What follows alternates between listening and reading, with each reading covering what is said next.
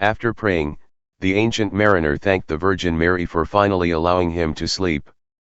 He dreamed that the buckets on the ship were filled with dew, and awoke to the sound of the falling rain. He drank and drank after so many days of thirst, and became so light-headed that he thought he was a ghost.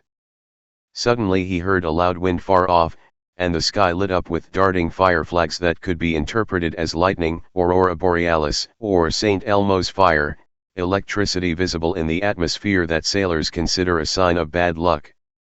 The rain poured from a single cloud, as did an unbroken stream of lightning. The ship began to sail, although there was still no wind. Just then, all the dead men stood up and went about their jobs as a mute, ghostly crew. The wedding guest proclaims again, "I fear thee, ancient mariner." But the ancient mariner quickly assures him that the dead sailors were not evil.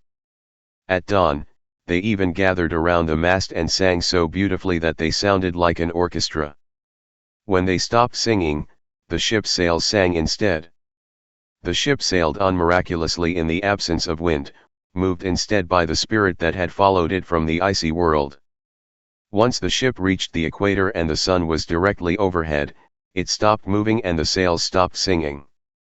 Then it began to rock back and forth uneasily until it suddenly jolted, causing the ancient mariner to faint. He lay for an indeterminate period of time on the ship's deck, during which he heard two voices.